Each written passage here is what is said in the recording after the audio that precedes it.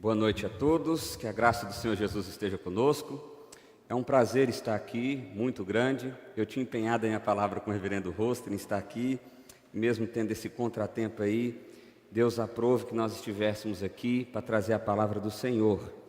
Eu sou pastor em Séries, uma cidade do interior do estado de Goiás, casado com Juliana, uma esposa maravilhosa, ela está vendo pela internet. Então, nós estamos aqui para compartilhar a palavra do Senhor, pela graça de Deus. Abra sua Bíblia no livro de Ageu, Ageu capítulo 1. Ageu está lá no finzinho do Antigo Testamento, perto de Malaquias, Zacarias. Você vai para Malaquias e vai voltando um pouquinho, só não passa muito rápido as páginas, porque só são 2 capítulos, então você pode passar sem perceber. Ageu capítulo 1. Nós vamos meditar em todo esse capítulo, do verso 1 até o verso 15. Eu vou ler a palavra de Deus, peço que os irmãos acompanhem com toda a reverência ao Deus dessa palavra. Diz assim a palavra do Senhor.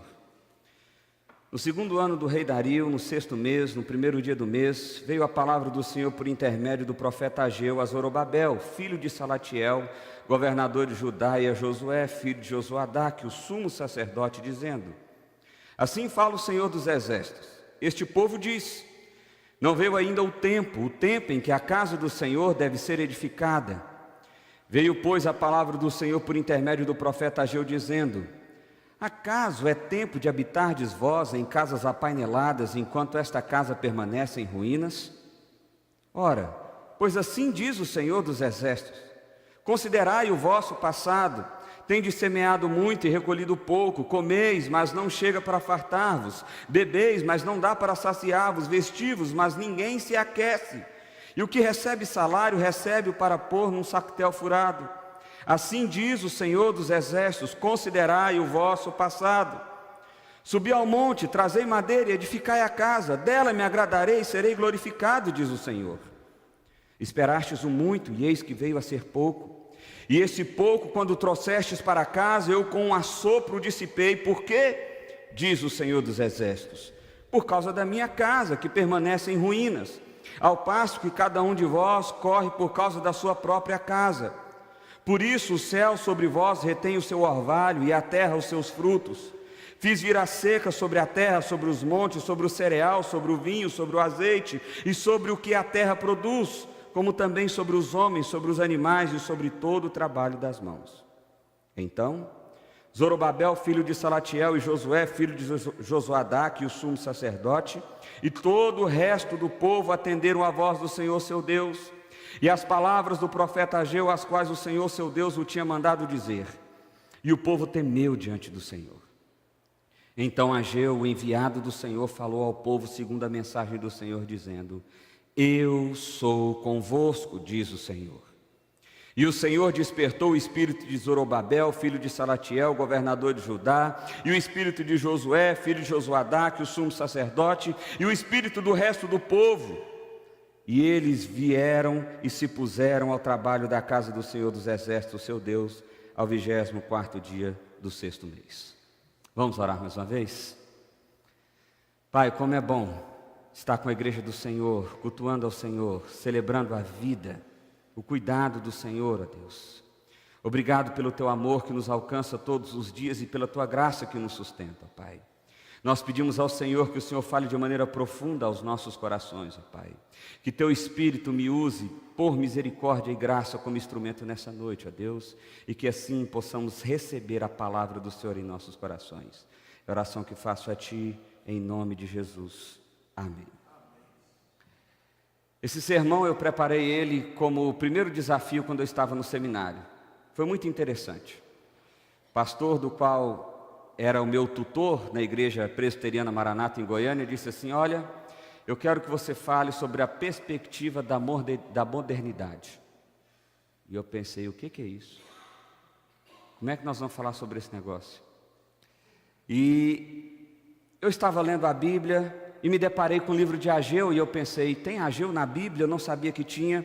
E eu comecei a ler esse livro, e aquele negócio foi tomando meu coração, e foi aquecendo meu coração, e eu falei, vai ser esse o texto. Vai ser esse o texto. Então, foi preparado um sermão. Não se preocupe, de lá para cá ele sofreu algumas modificações. De lá para cá ele sofreu algumas alterações.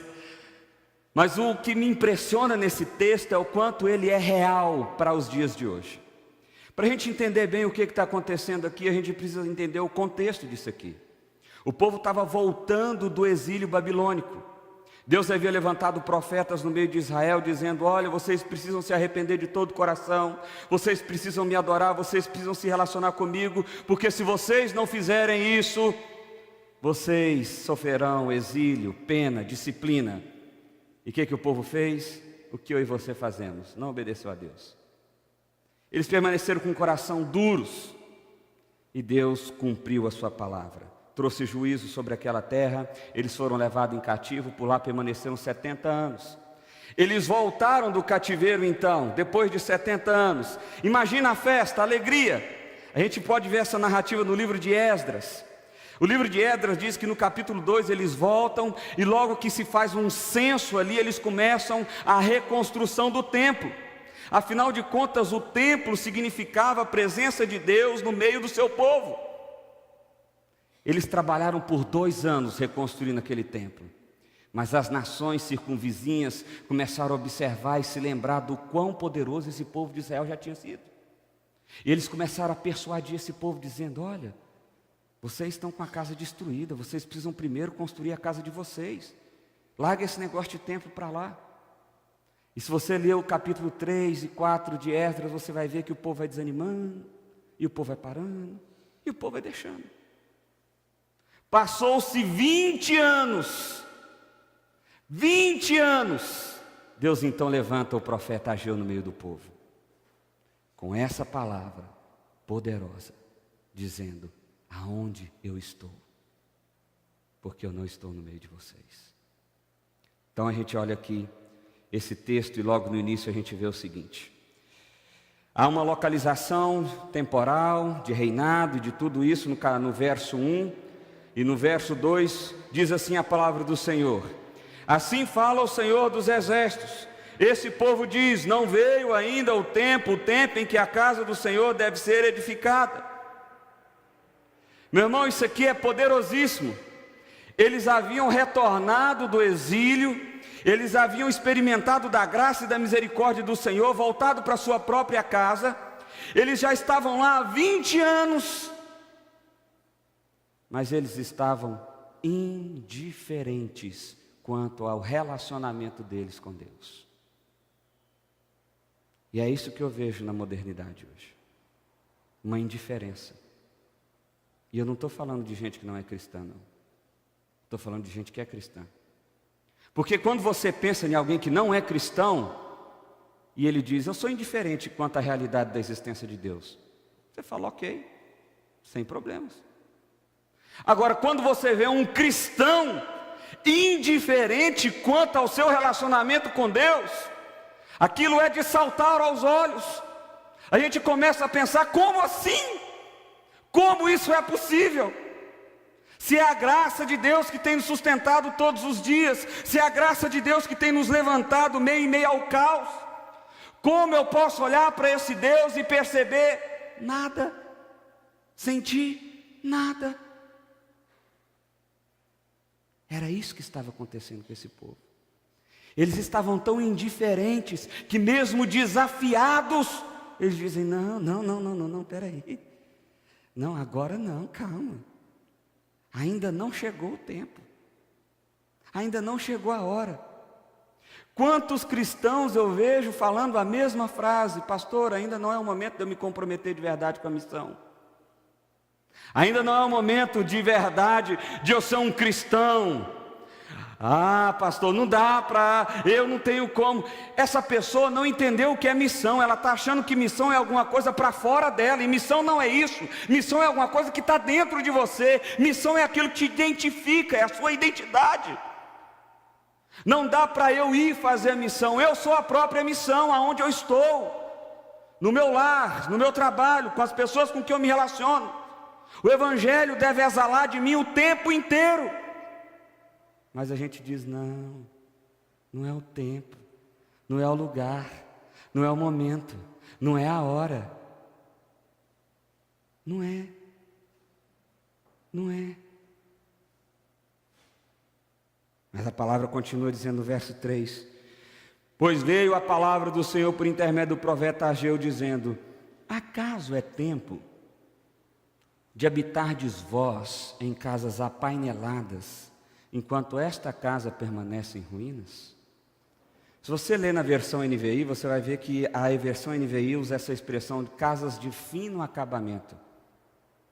O que o profeta Ageu está dizendo aqui de maneira muito clara é o seguinte: você acha que é o momento de você investir na sua vida, enquanto o seu relacionamento com Deus fica à parte disso? Sabe o que é, pastor? Eu preciso terminar primeiro a minha faculdade, eu tenho uma pós para fazer, eu já estou nos planos do mestrado, já comecei o projeto, eu já abri algumas portas para mim fazer um doutorado fora do país. Então assim, daqui uns 20 anos a gente conversa, porque eu preciso investir primeiro na minha vida.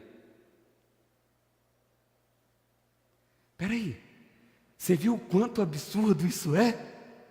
Você acha que é tempo de você investir na sua própria vida, enquanto a sua vida com Deus vai ficando de lado, vai ficando à parte, vai ficando como se não existisse? Você acredita mesmo que esse é o caminho? Que é aqui que nós devemos nos apegar com todas as nossas forças? Será? Faz algum sentido isso? Nenhum. Por que fazemos então? Porque perdemos a perspectiva do temor de Deus em nossas vidas. Porque achamos que nos relacionar com Deus é apenas bater o meu carimbo na igreja, é ter o meu certificado de membresia, é ter a minha placa em algum lugar. E a gente acredita, mesmo sabendo intelectualmente o quão absurdo isso é, que quando chegarmos lá no céu nós vamos apresentar todo esse material a Deus e vamos dizer: está aqui, Deus. E é esses que Jesus vai dizer: como é que é seu nome? É fulano. Fulano. Rapaz, fulano, não conheço não.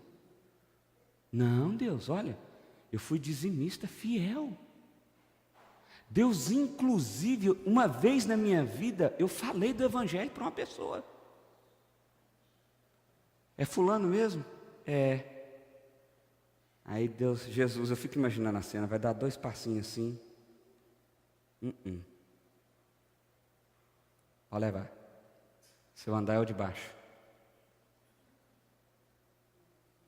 Acaso é tempo de vocês investirem em suas próprias vidas, enquanto a sua vida com Deus fica de lado?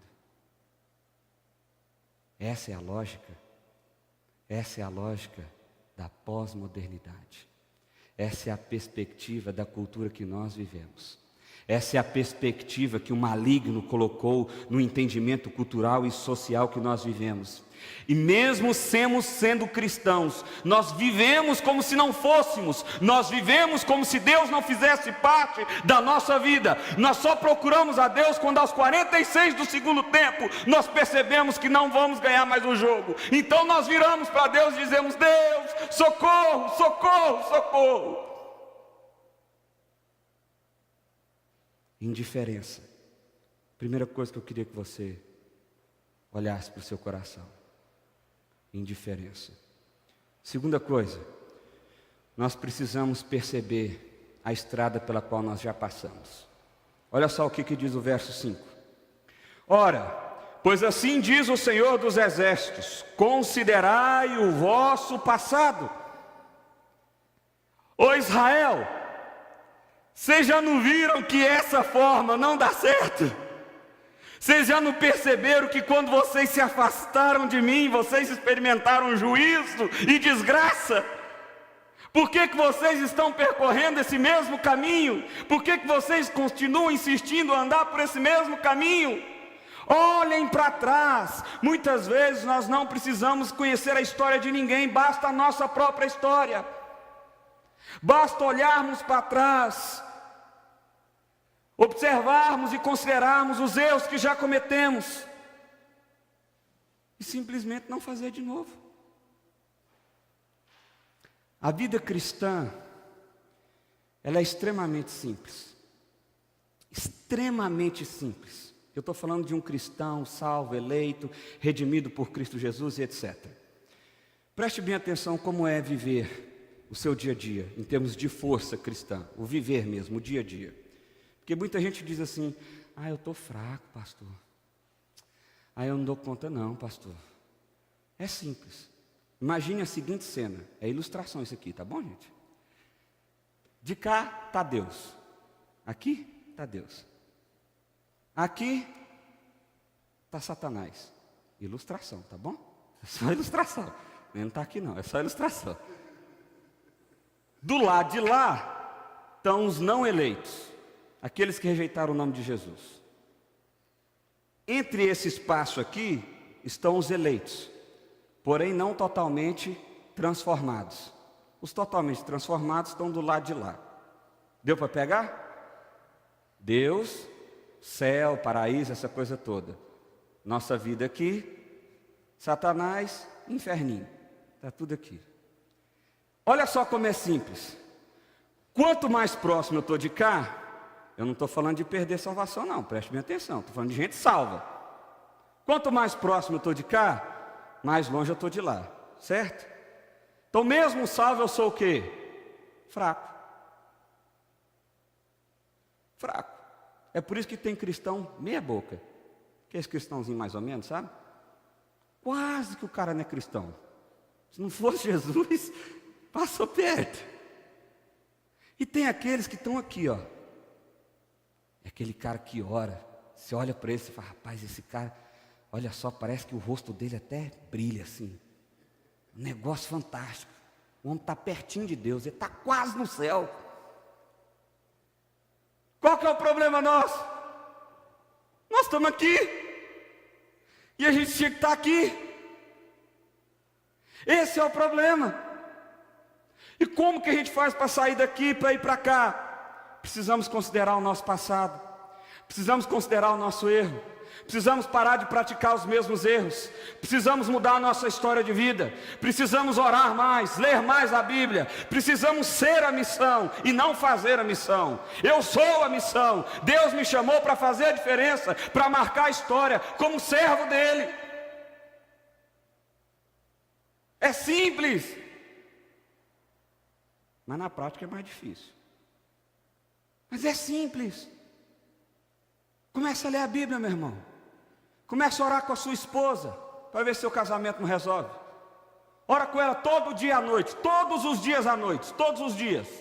Você vai ver se Jesus, no meio dessa oração, não vai curar corações aí. Se Jesus não vai transformar mágoas. Porque é difícil, já pensou, seu coração está enfurecido, e você ajoelha com a sua esposa e fala, vamos orar, meu bem. Você não vai orar assim, Deus, mata ela agora, vai. Você não vai fazer isso. Você não vai. Você vai lembrar do amor de Cristo. Você vai lembrar de como Ele te resgatou, você não sendo nada. Você vai lembrar do Espírito Santo que te renova, que te transforma. Você vai lembrar da esperança que nós temos. E isso vai transformar o seu casamento.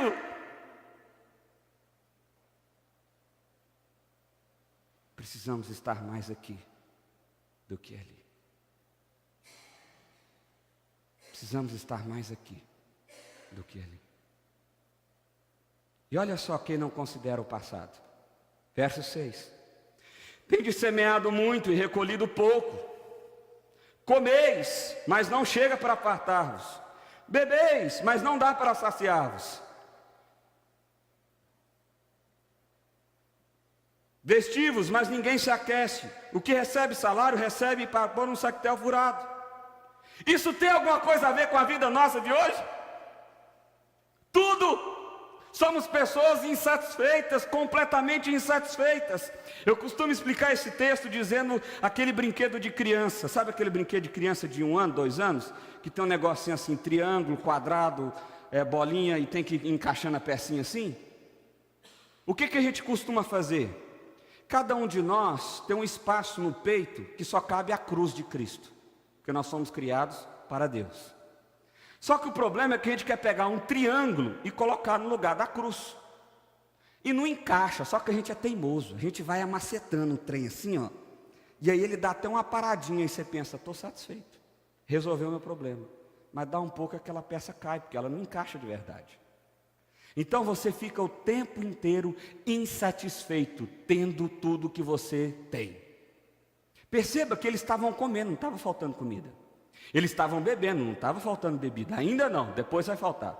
Eles estavam vestindo, não estava faltando. Só que o problema é que, mesmo comendo, mesmo bebendo, mesmo vestindo, não havia satisfação no coração deles.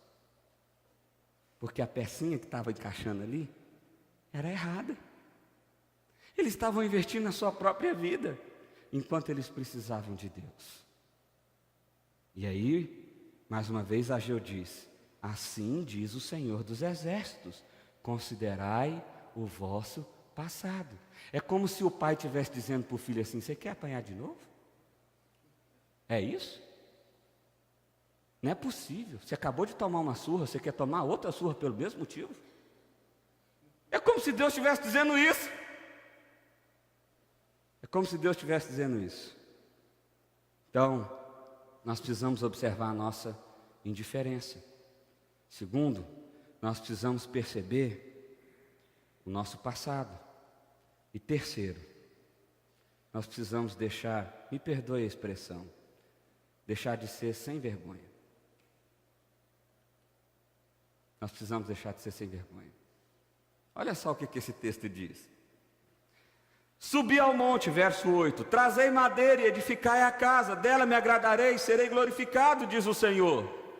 Deus está como um pai de braços abertos, só dizendo assim: vem, corre na minha direção, vem, eu vou te dar um abraço, vem, você vai sentir o afago, o carinho, o sustento, a alegria, vem, vem. Mas o povo era sem vergonha, igual nós somos. Olha o que diz o verso 9. Esperastes o muito, e eis que veio a ser pouco. E esse pouco, quando trouxestes para casa, eu com assopro dissipei. A ideia é que esse povo, ao ouvir essa palavra, levou um pouco de madeira e começou a dar uma reconstruçãozinha lá. Vamos levantar uma paredinha aqui. Tá bom, Deus, tá bom, Deus, tá bom, já movimos, vamos resolver esse negócio. E eles trabalharam meio dia de serviço. E voltaram para casa, e largaram mão, e deixaram para lá. Quando eu era criança, minha mãe me obrigava a estudar 1 hora por dia. E quando eu me sentava ali para estudar, eu não era estudioso. Então eu pegava o caderno e eu ficava assim com o lápis. Aí quando ela passava, naquela época não tinha celular, não tinha nada desses trem, né? Ficava ali mesmo, desenhando e tal. Aí quando ela passava, aí ela sumia um pouquinho. Às vezes até fechava o caderno e tal. Ela passava, aí quando dava 1 hora, eu: mãe, acabou, vou brincar. E ó, chispava. Sem vergonhice. E é assim que nós somos. A gente ouve às vezes uma palavra de Deus que impacta o nosso coração, que realmente vem assim como uma coisa avassaladora, e a gente sai de uma igreja como essa com um sentimento de que agora vai ser diferente. Não, eu entendi, eu preciso realmente me voltar para Cristo, eu preciso realmente viver para a glória do Senhor Jesus, eu preciso ser diferente. Passa um dia, passa 2, passa 3, às vezes não chega no quarto. Não chega. Ah, pastor, mas são muitas mágoas, são muitos problemas, são muitas circunstâncias adversas. Então você não leu a Bíblia, porque Jesus disse que ia ser desse jeito. Ele não prometeu que ia ser facinho. Ele prometeu que ia estar com você. Ele prometeu que ia te fortalecer. Ele prometeu que ia encharcar o seu coração de esperança. É isso que ele prometeu, a presença doce e graciosa dele. E às vezes nós deixamos de desfrutar disso. E aí o que sobra para nós? Olha o que continua dizendo o texto. Com assopro dissipei. Por quê? Diz o Senhor dos Exércitos. por causa da minha casa, que permanece em ruínas, ao passo que cada um de vós corre para a causa da sua própria casa. Por isso, Deus mostra agora o seu governo e a sua soberania. Por isso, o céu sobre vós retém o orvalho. Eu vou mostrar para vocês quem é Deus. O céu sobre vós retém o orvalho, a terra e os seus frutos. Fiz vir seca sobre a terra e sobre os montes, sobre o cereal, sobre o vinho, sobre o azeite, sobre a terra que produz, como também sobre os homens, sobre os animais e sobre todo o trabalho das mãos. Eu sou Deus, eu tenho o governo da terra, eu tenho o governo de tudo o que acontece, e eu vou trazer desgraça para vocês, se for assim que vocês devem olhar para mim. Não é só 46 do segundo tempo que a gente olha para o Senhor? Tudo bem, que seja esse o método então. Nós esquecemos da soberania de Deus, nós esquecemos do governo de Deus, nós esquecemos quem é Deus. Mais uma vez, qual é o problema? O temor do Senhor não está em nossos corações. Porque em algum momento das nossas vidas, nós nos sentimos o nosso próprio Deus. Isso é como se a gente estivesse dirigindo um carro, aliás, estivesse no banco do passageiro de um carro, numa estrada, e Deus fosse o motorista. E a gente dissesse assim: freia, freia, freia, freia, freia. Não, Deus, a direita, direita, direita, direita. Não, Deus, puxa, quinta marcha, quinta marcha. Quem que está dirigindo? Deus. Então você pode dormir tranquilo. Você pode descansar sua alma. Você pode ter tranquilidade. Você pode lançar esse peso, esse fardo, essa ansiedade que tem tomado conta e corroído o seu coração para fora, porque se você é cristão, salvo e redimido, quem está no controle é Deus. É Deus. Então nós precisamos deixar de ser sem vergonha, porque às vezes a gente acha que dá para tapear o Senhor. Compromete uma semana, um mês, compromete um tempinho. Ah, Deus, tá bom, cumpri minha cota. E aí Deus às vezes diz assim: ah, é assim? Deixa eu mostrar para você quem eu sou. Deixa eu mostrar para você quem eu sou.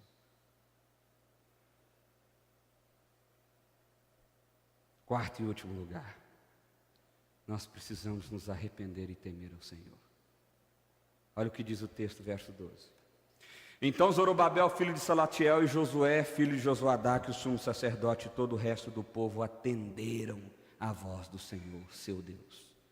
E as palavras do profeta Ageu, as quais o Senhor, seu Deus, tinha mandado dizer. E o povo temeu diante do Senhor. Temeu diante do Senhor. Quando eu era criança, eu pensava que se eu estivesse num lugar coberto como esse, eu podia fazer qualquer coisa porque Papai do Céu não estava vendo. Porque minha mãe tinha mania de dizer assim: ó, Papai do Céu está vendo, Papai do Céu está vendo. Na minha lógica de criança, Papai do Céu está no céu, o céu está aqui está tampando o céu, então aqui está liberado, que Papai do Céu não está vendo. Era um sentimento de não temer a Deus, pelo menos quando estava nesse tipo de ambiente. Muitas vezes nós fazemos isso. A nossa vida é gerida por qualquer coisa que não temor ao Senhor. Quando o livro de Provérbios diz que o princípio da sabedoria é o quê? Temer ao Senhor. O temor a Deus. Esse é o princípio da sabedoria. Esse é o princípio da sabedoria. Quando o povo é resgatado desse conceito, eles então atenderam a voz. Eles atenderam a voz do profeta Ageu. Então Ageu, verso 13, o enviado do Senhor falou ao povo, segundo a mensagem do Senhor, dizendo: eu sou convosco, diz o Senhor. Deus agora traz uma palavra de encorajamento. Olha, vocês não estão sozinhos no labor, no dia. Eu sou convosco. Essa mesma palavra ressoa nos nossos dias por meio do Espírito Santo de Deus. É a presença do próprio Pai por meio do Espírito em nós. Deus está comigo e com você todos os dias. Todos os dias.